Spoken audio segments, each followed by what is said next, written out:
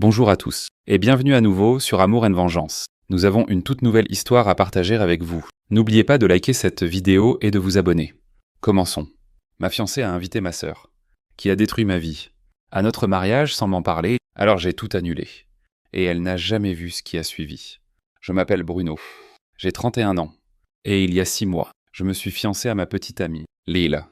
Nous étions ensemble depuis 5 ans, et je pensais que nous entamions le chapitre le plus heureux de nos vies. Le mariage était prévu pour le mois prochain, mais des événements récents m'ont fait réaliser à quel point j'avais tort sur tout. Pour comprendre comment nous en sommes arrivés là, un peu de contexte s'impose. J'ai une sœur cadette, Sophie, âgée de 28 ans. Je ne lui ai pas parlé depuis plus de 9 ans, et pour de bonnes raisons. En grandissant, Sophie et moi n'arrivions tout simplement pas à nous entendre.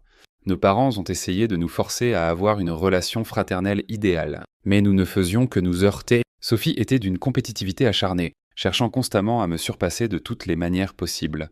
Je me souviens encore du moment qui a donné le ton à tout. J'avais 10 ans, et Sophie en avait 7. Je venais de remporter un concours d'orthographe à l'école, et nos parents nous ont emmenés manger une glace pour fêter ça. Au lieu d'être heureuse pour moi, Sophie a fait une crise monumentale dans le glacier. Elle a hurlé que ce n'était pas juste et qu'elle pouvait mieux orthographier que moi. Elle a exigé que nos parents la testent sur le champ, rendant la situation extrêmement gênante et humiliante. Ce n'était que le début. En grandissant, son comportement est devenu plus insidieux. Si j'avais un 1820 à un examen, elle étudiait obsessionnellement jusqu'à obtenir un 1820 aussi. Quand j'avais 12 ans, j'ai remporté un concours d'art local. Et nos parents nous ont emmenés dîner pour célébrer. Au lieu d'être heureuse pour moi, Sophie a piqué une crise au restaurant, criant qu'elle pouvait mieux dessiner. Elle a exigé de montrer ses croquis à tout le monde sur place, transformant ce qui aurait dû être un moment joyeux en scène.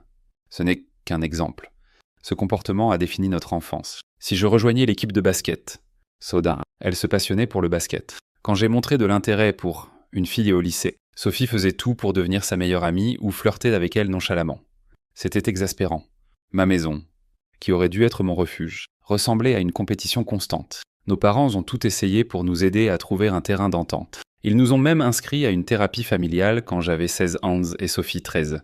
Mais elle refusait de s'impliquer. Elle restait assise, les bras croisés, ne disant presque rien pendant que le thérapeute essayait en vain de la faire parler. Finalement, le thérapeute a dit à mes parents que sans la coopération de Sophie, il n'y avait pas grand-chose à faire. Les choses ont atteint un point de rupture quand nous avions tous les deux une vingtaine d'années. Je venais de terminer mes études universitaires et d'obtenir l'emploi de mes rêves dans une agence de marketing prestigieuse. C'était le genre de poste pour lequel j'avais travaillé sans relâche. Un excellent salaire, des avantages fantastiques et la chance de travailler sur des campagnes qui pourraient façonner l'industrie. Je sentais que mes années de dur labeur avaient enfin porté leurs fruits. Pendant ce temps, Sophie était encore à l'université, cherchant sa voie sans succès.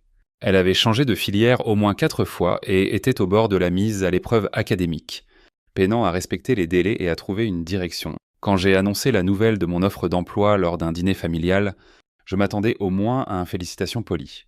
Au lieu de cela, Sophie a explosé. Son visage s'est tordu de rage, et elle s'est mise à me crier dessus, m'accusant d'être un frimeur et de toujours voler la vedette. Pourquoi faut-il toujours que tu sois l'enfant chéri ? A-t-elle craché. Pourquoi ne peux-tu jamais échouer pour une fois, pour que quelqu'un d'autre ait une chance ? Ces mots m'ont blessé. Mais ce qui m'a vraiment secoué, c'était le regard dans ses yeux, un mélange toxique de colère, d'envie et d'amertume. Mes parents m'ont essayé d'intervenir, la rassurant qu'elle avait tout le temps de trouver sa voie et que mon succès ne diminuait pas son propre potentiel. Mais Sophie n'en démordait pas. Elle a quitté la pièce en trombe, claquant la porte si fort qu'un tableau est tombé du mur. Plus tard ce soir-là, je l'ai entendue parler à une amie au téléphone. Elle disait des choses comme « Il ne va pas continuer à me narguer avec ça. Et je vais m'assurer qu'il soit remis à sa place. » J'ai balayé ça comme une de ces crises théâtrales habituelles. Après tout, nous avions eu notre lot de disputes fraternelles au fil des ans, et je pensais que c'était juste une de ces colères passagères. Mais j'avais tort. Quelques jours avant que je commence mon nouvel emploi, j'ai reçu un courriel du département des ressources humaines de l'agence. Ils avaient effectué une vérification soudaine de mes antécédents à la suite de documents troublants qui leur étaient parvenus. Apparemment, quelqu'un leur avait envoyé des courriels falsifiés et des captures d'écran de faux comptes de réseaux sociaux. Tous à mon nom. Ces documents contenaient un langage haineux et discriminatoire. Me dépeignant comme totalement inapte au poste, j'étais abasourdi et dévasté quand les RH m'ont informé qu'ils retiraient leur offre. L'emploi pour lequel j'avais tant travaillé m'a échappé en un instant. Il ne m'a pas fallu longtemps pour assembler les pièces du puzzle. Sophie était la seule personne à en savoir assez sur moi pour fabriquer un contenu aussi personnel et nuisible.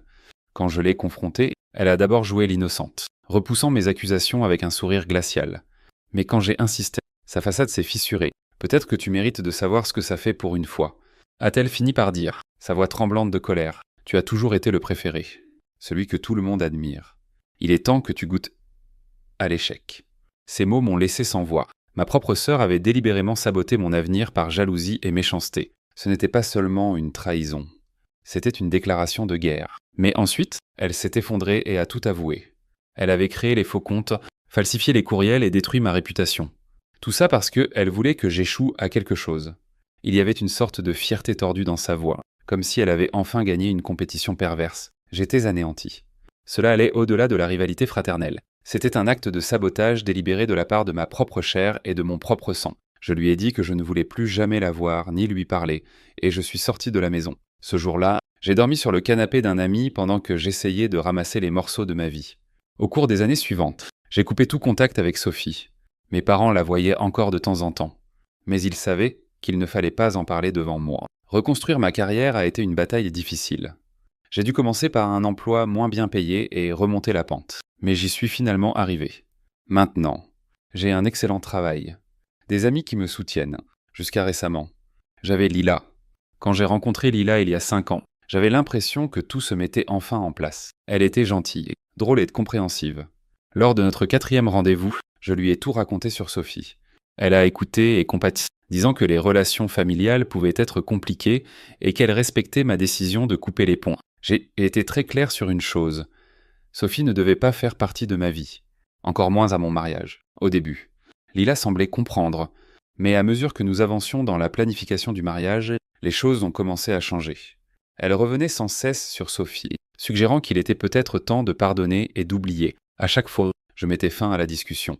L'idée de revoir Sophie me retournait l'estomac. Ce devait être le jour le plus heureux de ma vie, et la présence de Sophie en ferait un cauchemar. Lila abandonnait le sujet pendant un temps, mais je voyais qu'elle n'était pas satisfaite. Tout a culminé la semaine dernière lorsque nous finalisions la liste des invités. Lila a de nouveau parlé de Sophie, et cette fois, elle n'a pas voulu lâcher prise. Je me souviens du moment exact où tout s'est effondré. Nous étions dans le salon. La liste des invités étalée sur la table basse entre nous. J'étais déjà épuisé par une longue journée de travail, et la dernière chose que je voulais était de ressasser le même argument qui tournait en rond depuis des semaines. Mais Lila était déterminée. Bruno, je pense vraiment que tu devrais reconsidérer l'idée d'inviter Sophie. A-t-elle dit, sa voix douce comme si elle essayait de m'amadouer. C'est ta sœur. Ne penses-tu pas qu'il est temps de pardonner et de passer à autre chose? J'ai serré la mâchoire. Ce n'était pas la première fois qu'elle disait ces mots, mais pour une raison quelconque. Ils m'ont frappé plus fort cette fois. Peut-être était-ce la façon dont elle me regardait, les yeux pleins d'espoir et d'inquiétude. Ou peut-être était-ce la lassitude que je ressentais à devoir constamment la repousser. Quoi qu'il en soit, les mots ont eu un impact différent ce soir-là. Leila, nous en avons déjà parlé. Ça n'arrivera pas. Sa présence ruinerait tout. Tu sais ce qu'elle m'a fait. Lila a soupiré. Sa frustration à peine dissimulée. Mais c'était il y a des années. Les gens changent. Peut-être qu'elle est différente maintenant. Peut-être qu'elle regrette. J'ai senti la colère familière monter en moi. Regretter. Elle a détruit mon enfance, ma carrière, ma réputation. Elle savait exactement ce qu'elle faisait. Comment peut-on simplement regretter quelque chose comme ça? Ses yeux cherchaient les miens, à la recherche d'un signe de compromis. Je ne dis pas que ce qu'elle a fait était correct. Je pense juste qu'elle mérite peut-être une chance de se racheter. Je l'ai regardée, incrédule. Pourquoi insistes-tu? Pourquoi mériterait-elle une chance d'être à notre mariage? Le visage de Lila s'est durci. Parce que la famille, c'est important. Bruno, je ne peux pas imaginer couper les ponts avec quelqu'un pour toujours. Ces mots m'ont blessé plus qu'ils n'auraient dû. La famille. Tu sens que c'est une simple rancune. Elle n'a pas volé mes jouets ou lu mon journal. Elle a saboté toute ma vie. J'ai dû tout reconstruire de zéro à cause d'elle. Elle a secoué la tête, sa voix devenant plus tranchante. Tu es têtu. Tu l'as punie pour une erreur qu'elle a faite quand elle était jeune. C'en était trop. J'ai craqué. Une erreur. Sais-tu à quel point il était humiliant de perdre cet emploi? De voir mon nom traîner dans la boue parce que ma sœur ne supportait pas que je réussisse. Ce n'est pas une erreur. Lila, c'est de la cruauté. Elle a croisé les bras et détourné le regard. Peut-être qu'elle a grandi, peut-être qu'elle veut s'excuser, et peut-être que je m'en fiche. Ai-je rétorqué. Elle a fait ses choix, et j'ai fait les miens. Je t'ai dit que c'était une limite pour moi.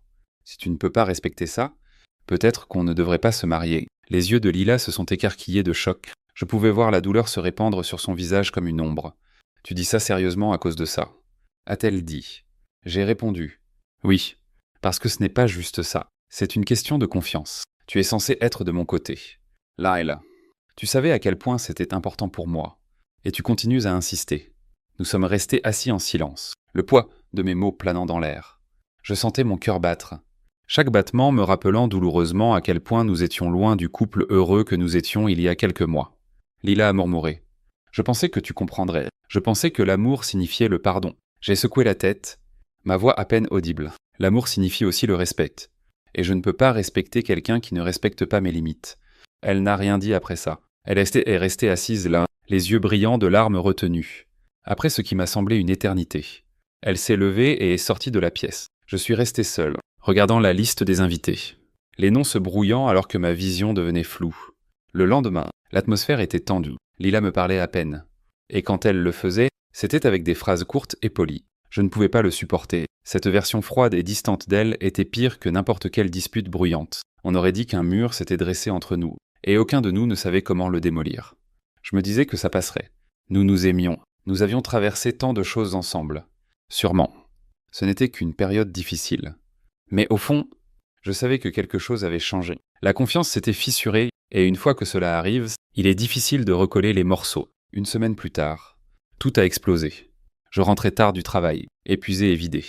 En franchissant la porte, j'ai immédiatement remarqué Lila assise à la table de la salle à manger. Son visage était pâle, ses mains tremblaient, et la tension dans l'air était suffocante. Quelque chose n'allait pas. Qu'est-ce qui se passe? Ai-je demandé prudemment. Elle a pris une inspiration tremblante et m'a regardé. La culpabilité gravée sur son visage. « Bruno, il faut que je te dise quelque chose », a-t-elle dit, la voix tremblante. Mon estomac s'est noué alors qu'une sensation de malaise commençait à m'envahir. « De quoi s'agit-il » ai-je demandé. Essayant de garder une voix stable. J'ai contacté Sophie, a-t-elle dit, si doucement que c'était presque un murmure. Pendant un instant, j'ai cru avoir mal entendu. « Tu as quoi ?» Les mots sont sortis plus forts que prévu. Je l'ai trouvée sur les réseaux sociaux il y a quelques mois, a-t-elle poursuivi. Les larmes lui montant aux yeux, j'ai discuté avec elle. Je voulais juste comprendre ce qui s'était passé entre vous deux. Et je l'ai invitée au mariage. J'avais l'impression que le sol se dérobait sous mes pieds. Je ne pouvais plus respirer. Ma tête bourdonnait d'un rugissement sourd et assourdissant. Tu l'as invitée. Ma voix était à peine contrôlée, tremblante d'incrédulité. Je suis désolée, a-t-elle sangloté. Je pensais que c'était la bonne chose à faire. Je pensais que si elle venait, peut-être que vous pourriez enfin... Non. L'ai-je coupé? Ma voix tranchante et tremblante de colère. Tu es passé dans mon dos. Tu as fait exactement ce que je t'avais dit de ne pas faire. Tu m'as trahi. Bruno, s'il te plaît, a-t-elle supplié. Ses larmes coulant librement maintenant. Je t'aime. J'essayais juste d'aider à aider. J'ai laissé échapper un rire amer. Un son creux et froid. Tu penses que c'est aider? Tu savais ce que je ressentais. Et tu l'as fait quand même. Ce n'est pas de l'amour. Lila, c'est de la manipulation. Elle a tendu la main vers moi, mais j'ai reculé, mon cœur se brisant en morceaux douloureux et irréguliers. Bruno, attends, a-t-elle dit, la voix brisée. Il y a plus. Je pensais qu'elle avait changé. Vraiment. Mais quand je lui ai parlé, j'ai réalisé que j'avais tort. Elle a hésité, comme si les mots eux-mêmes étaient douloureux à répéter. Elle a dit « Oh, tu es sa nouvelle copine? Comment peux-tu même être avec un tel loser ?» Hey. Mon torse s'est serré et j'ai crispé les poings. Bien sûr. Sophie n'avait pas changé. Bien sûr. Elle s'en était prise à quelqu'un qui essayait de tendre la main avec gentillesse. Lila a continué, les larmes coulant sur son visage. C'est là que j'ai réalisé que tu avais raison depuis le début. J'ai eu tort de la contacter. Bruno, je pensais aider, mais j'ai aggravé les choses. Je vois maintenant à quel point elle t'a blessé. Je suis tellement désolé. Ces mots pesaient lourd dans l'air. Mais ils n'ont rien fait pour atténuer la douleur ou la trahison que je ressentais à ce moment-là. Tu aurais dû me faire confiance. Ai-je dit? Ma voix calme mais ferme. Tu aurais dû écouter quand je t'ai dit ce dont j'avais besoin. Lila a sangloté, le visage dans les mains, mais je ne pouvais pas me résoudre à la réconforter. Mon cœur était déchiré.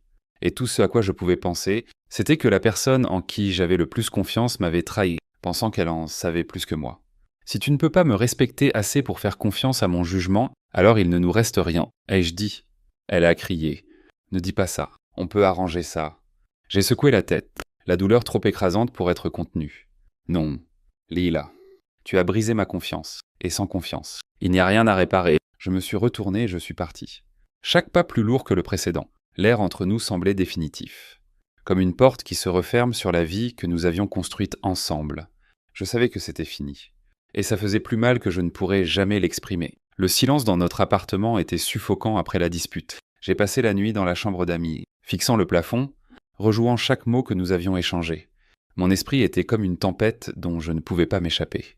Le sommeil ne venait pas, seulement une boucle sans fin de colère, de trahison et de chagrin. À la lumière froide du matin, le poids de tout s'est abattu sur ma poitrine. J'entendais Lila bouger, les sons étouffés de ses bagages. Je n'avais pas besoin de demander ce qu'elle faisait. Je savais que la vie que nous avions construite pendant 5 ans s'effondrait, encore une fois à cause de Sophie. Aucun de nous ne pouvait arrêter cela. Quand elle est finalement sortie de la pièce, sa valise à la main, nos regards se sont croisés. Son visage était strié de larmes, mais il y avait une résolution silencieuse dans son expression. « Es-tu sûr que c'est ce que tu veux, Bruno ?» a-t-elle demandé. Sa voix à peine audible. J'ai dégluti. La gorge serrée. « Non. Là et là. Ce n'est pas ce que je veux, mais c'est ce que tu m'as laissé. » Elle a hoché la tête, essuyant ses yeux avec le dos de la main. « Je n'ai jamais voulu te faire de mal.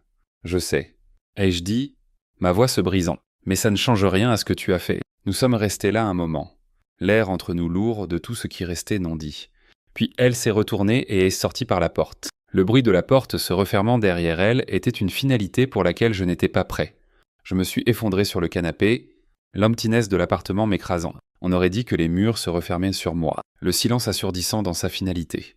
Les jours suivants ont été flous, j'ai annulé le mariage, mettant officiellement fin à la réservation de la salle, du traiteur et du fleuriste. Chaque appel était comme un nouveau coup de poignard au cœur, comme si je démantelais un rêve pièce par pièce. Les réactions étaient mitigées. Mes amis ont essayé de me soutenir. Bien que certains ne comprenaient clairement pas, la famille de Lila, en revanche, n'a fait aucun effort pour cacher sa colère. Sa mère m'a traité de monstre sans cœur, m'accusant de jeter une relation parfaite pour un drame fraternel mesquin. Son frère, avec qui j'étais autrefois proche, m'a envoyé un long texto amer, me disant que je faisais la plus grosse erreur de ma vie. J'ai fixé l'écran, me sentant engourdi. Il ne connaissait pas toute l'histoire. Il ne comprenait pas à quel point la douleur était profonde. Au milieu de tout cela, ma propre famille a décidé de s'en mêler. Mes parents m'appelaient sans relâche, laissant des messages vocaux allant de la supplication à la culpabilisation. La voix de ma mère tremblait, pleine de larmes. « Bruno, s'il te plaît, ce pourrait être une chance de guérir la famille. Ne laisse pas cela tout déchirer. » Mais ce n'était pas moi qui avais tout déchiré, c'était Sophie. Et maintenant Lila. Les personnes qui étaient censées me protéger et me soutenir avaient franchi des lignes que je ne pouvais pas pardonner. Un soir, après une longue journée de travail, je suis rentré chez moi et j'ai trouvé un courriel de Sophie. J'ai failli le supprimer sans le lire. Mais la curiosité l'a emporté. L'objet disait simplement « Je suis désolé ». Le courriel était long, rempli d'excuses et d'explications. Elle écrivait qu'elle avait passé des années en thérapie, essayant de comprendre sa jalousie et son ressentiment. Elle a admis que ce qu'elle m'avait fait était impardonnable, mais prétendait être une personne différente maintenant. Elle voulait renouer, se racheter, être à nouveau une sœur pour moi. J'ai fixé les mots sur l'écran, ne ressentant rien d'autre que de l'épuisement. Étais-je censé croire que quelques années de thérapie pouvaient effacer la douleur qu'elle avait causée? Pouvaient-elles défaire les dégâts de la perte de mon emploi de rêve, l'embarras, les années de lutte pour reconstruire ma carrière? Les cicatrices étaient étaient trop profondes. J'ai fermé le courriel sans répondre. J'ai passé le week-end suivant seul, essayant de tout digérer. Mon esprit revenait sans cesse à Lila. Elle me manquait. La façon dont elle riait à mes blagues stupides, la manière dont ses yeux pétillaient quand elle parlait de ses passions, mais je ne pouvais pas me débarrasser du sentiment que la confiance que nous avions était partie. Ce n'était pas seulement à propos de Sophie, c'était à propos de Lila choisissant d'ignorer quelque chose que j'avais clairement exprimé dès le début, et faisant exactement le contraire pour prouver quelque chose. Je suis allé jouer au basket. Essayant de transpirer la frustration, j'ai soulevé des poids jusqu'à ce que mes jambes brûlent, me concentrant sur la douleur physique plutôt que sur la douleur émotionnelle. Ensuite, je suis resté assis dans ma voiture, trempé de sueur. Regardant à travers le pare-brise, étais-je trop têtu? Est-ce que ça valait la peine de perdre Lila pour ça? Mais chaque fois que je pensais à tendre la main, je me souvenais de la douleur dans ma poitrine quand elle a admis être passée dans mon dos. Le sentiment de trahison. La froide réalisation que la personne que j'aimais n'avait pas respecté mes limites. Peu importe à quel point je l'aimais, cette blessure était trop fraîche, trop profonde. Le mardi matin, je suis allé au travail en me sentant comme un fantôme. Ma patronne, Une femme directe nommée Amélie m'a pris à part. Elle avait toujours été supportive, et aujourd'hui ne faisait pas exception. « Ça va ?» a-t-elle demandé. Sa voix plus douce que d'habitude. J'ai forcé un sourire. Je m'en sors. Elle a hoché la tête, m'observant un moment. Parfois, tenir sa position aussi est la chose la plus difficile à faire, mais ça en vaut la peine. Ces mots sont restés avec moi. J'ai passé le reste de la journée perdu dans le code, laissant le rythme du travail me distraire du chaos dans mon esprit. Quand je suis rentré chez moi, l'appartement semblait plus vide que jamais. Mais pour la première fois depuis des jours, j'ai ressenti une petite sensation de paix. J'avais fait le bon choix. Cela ne rendait pas la douleur moins réelle. Mais au moins, je n'avais pas compromis qui j'étais, ce soir-là. J'ai supprimé le courriel de Sophie. Je n'avais pas besoin de le relire. Je connaissais ma réponse. Dans les jours qui ont suivi, la vie a continué. Mais j'avais l'impression de rester immobile. L'appartement, autrefois rempli de chaleur et de rire, semblait maintenant froid et vide. L'absence de Lila était une douleur constante. Son côté de la garde-robe était vide. Les étagères de la salle de bain à moitié nues. Je me surprenais à m'attendre à la voir, à entendre sa voix dans les moments de silence, pour me rappeler qu'elle était partie. Je me suis plongé dans le travail, utilisant les longues heures et les projets exigeants comme distraction, mais peu importe à quel point je m'occupais. Le poids de tout persistait, la trahison, la confiance brisée, l'avenir qui m'avait glissé entre les doigts. Tout cela me suivait comme une ombre. Puis est venu l'appel de mes parents. Mon téléphone a vibré tard un soir, et pendant un instant, j'ai envisagé de l'ignorer, mais quelque chose m'a poussé à décrocher. « Salut, maman », ai-je dit, la voix plate. « Bruno », a-t-elle dit, son ton prudent. « Viens dîner ce week-end, s'il te plaît. Nous devons parler. » « Je ne pense pas que ce soit une bonne idée, ai-je répondu. L'épuisement perçant dans mes mots, « s'il te plaît ». A-t-elle supplié ? C'est important. Contre mon meilleur jugement, j'ai accepté. Peut-être qu'une partie de moi espérait encore qu'il comprendrait, qu'il verrait enfin mon point de vue. Mais au fond, je savais que je me préparais à une déception. Le samedi soir est arrivé. Et j'ai conduit jusqu'à la maison de mes parents, l'estomac noué.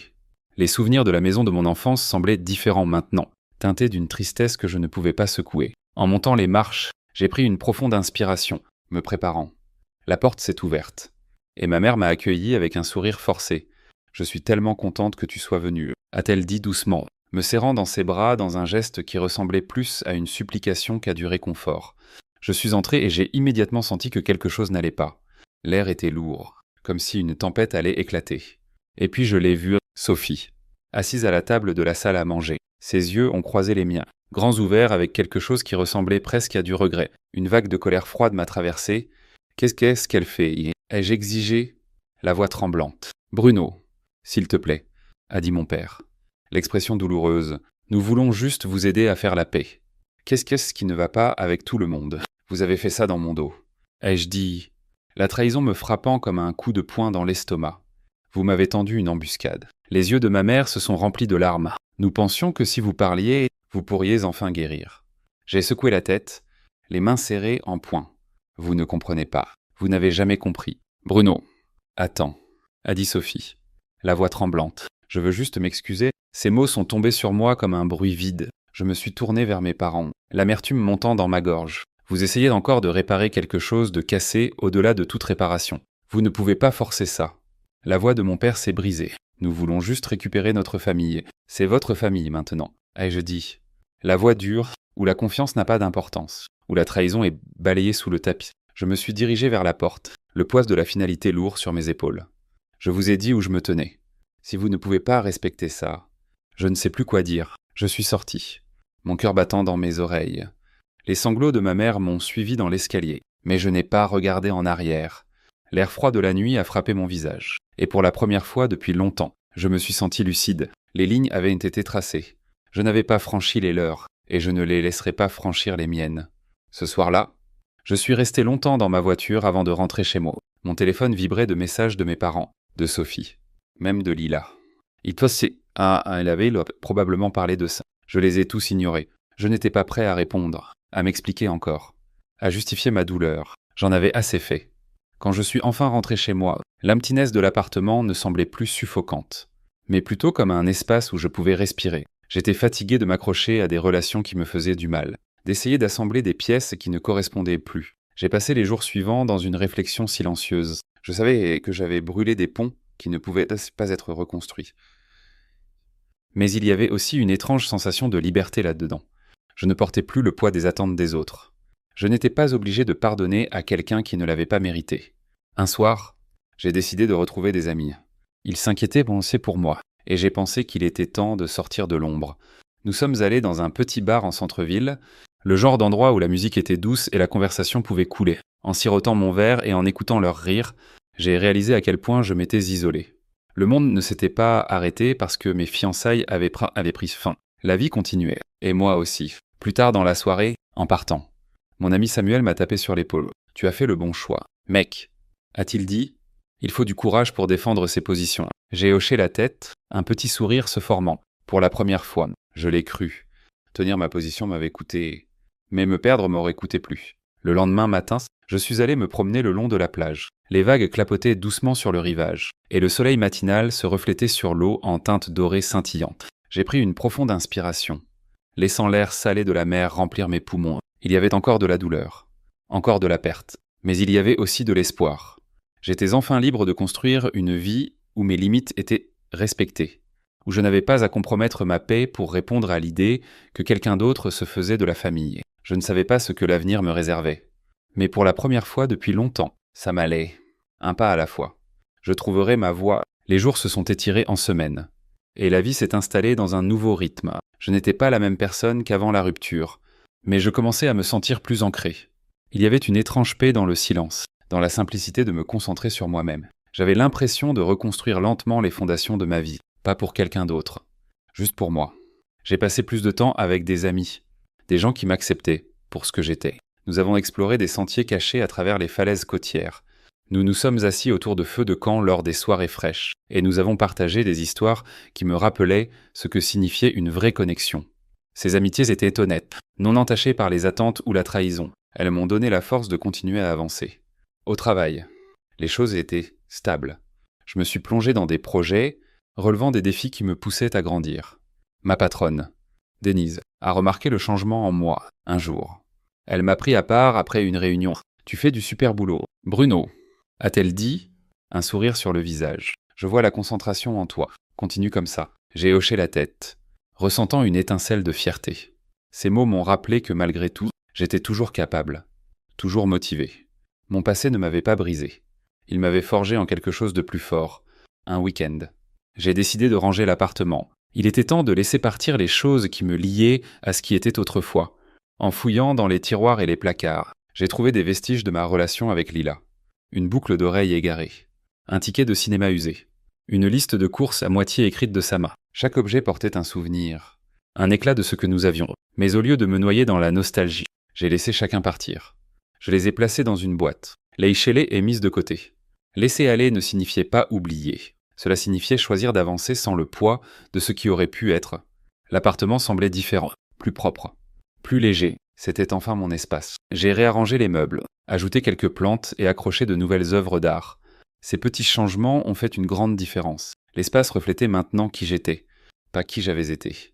Un soir, alors que je cuisinais le dîner, un nouveau passe-temps que je maîtrisais lentement, mon téléphone a vibré. C'était un message de ma mère. « Tu nous manques ? Parle-nous quand tu seras prêt. » J'ai fixé le message pendant longtemps. La douleur de l'embuscade du dîner persistait. Mais je savais aussi que mes parents n'étaient pas de mauvaises personnes. Ils ne comprenaient tout simplement pas la profondeur de ma douleur, les limites dont j'avais besoin pour me protéger. Je n'ai pas répondu tout de suite. J'avais besoin de plus de temps. Et c'était OK. La guérison n'avait pas à être précipitée. Quelques semaines plus tard, j'étais à une fête sur un toit en centre-ville quand j'ai rencontré quelqu'un de nouveau. Elle s'appelait Émilie. Elle avait un sourire facile et une façon de rendre la conversation fluide. Nous avons parlé de tout, des livres préférés aux voyages en voiture, en passant par les meilleurs endroits pour un barbecue en Provence. Elle n'a pas fouillé dans mon passé ni posé de questions auxquelles je n'étais pas prêt à répondre. Elle profitait simplement du moment avec moi. C'était rafraîchissant. Je n'avais pas besoin de m'expliquer ou de défendre mes limites. Je pouvais simplement être, alors que le coucher de soleil teintait le ciel de nuances d'orange et de violet. Émilie s'est tournée vers moi et a souri. « Envie de prendre un milkshake ?» a-t-elle demandé. J'ai ri. Bien sûr. Tant que je n'ai pas à chanter du karaoké, elle a ri. Et à ce moment-là, j'ai ressenti une chaleur que je n'avais pas ressentie depuis longtemps. Ce n'était pas l'élan de tomber amoureux. C'était le réconfort silencieux de savoir que peut-être, juste peut-être, de nouveaux départs étaient possibles. Ce soir-là, en rentrant dans mon appartement, j'ai réalisé quelque chose. Je n'avais pas surmonté tout ce qui s'était passé. Les cicatrices de la trahison de Sophie et de la confiance brisée de Lila étaient toujours là, mais ces cicatrices ne me définissaient pas. Elles faisaient simplement partie de mon histoire. J'étais plus fort maintenant, plus conscient de ce dont j'avais besoin et de ce que je méritais. Je me suis tenu à la fenêtre, regardant l'horizon d'Aix-en-Provence. Le monde continuait de tourner, et moi aussi. Le chemin à venir était incertain, mais je n'avais pas peur. J'avais des limites. Du respect de moi-même et une idée claire de qui j'étais. Parfois, tenir sa position signifie perdre des gens qu'on aime. Mais en fin de compte, cela signifie aussi se trouver soi-même. Et c'était un échange que j'étais enfin prêt à faire.